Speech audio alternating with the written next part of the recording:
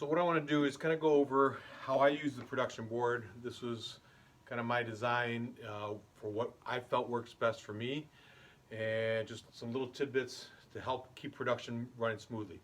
So when a job comes in, there's two places it'll go. It'll either go on this hook right here, which is where generally the girls or anyone who's doing the sales will bring down the preliminary paperwork, and that goes on the hook.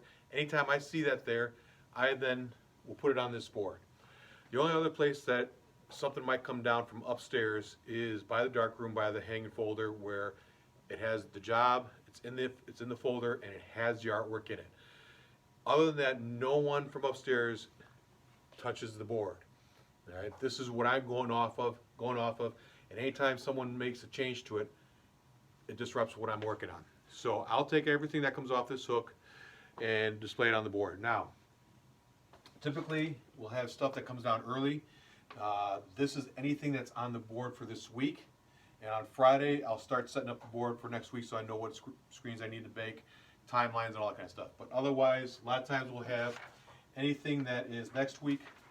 We'll go on the clip here, and we'll just put it aside for right now. We know it's coming, but it's not on the board. So anything that's on the board is done by the print date. The big numbers up top. That's what I go by. Not when it's due, nothing else. That number is for me to know when I should be printing it, and it still gives me a day or two in case there's a mess up with some of the shirts that we can order something in and still get it here and get it done for the customer in time.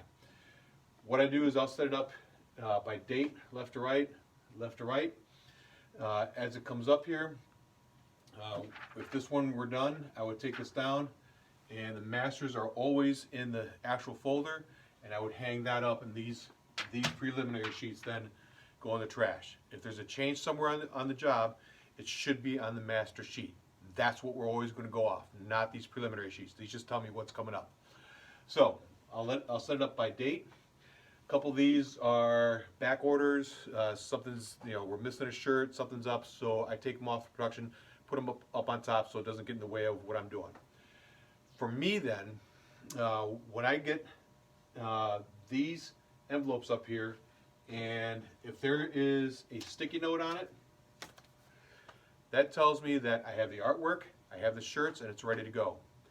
If there's no sticky note on there, that means the artwork is in here, but there's no shirts available yet. So right now, none of this stuff is here. Now I know this just came in, we just unboxed it, so the sticky note kind of is irrelevant right now, but normally this would be on here.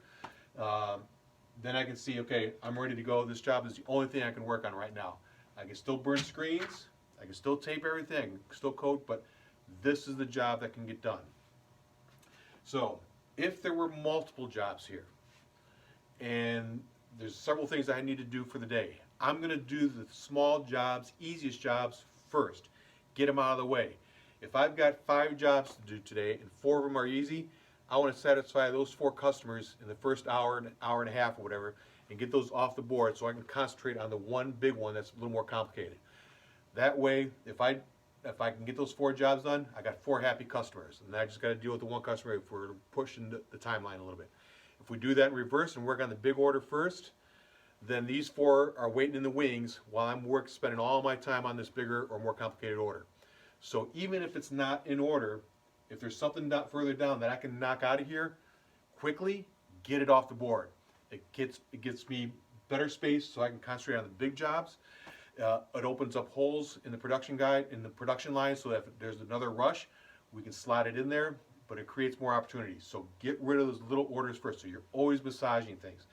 And if there's no art, talk to the artist. If there's no shirts, talk to the people upstairs and find out when this stuff is coming so you can plan for it.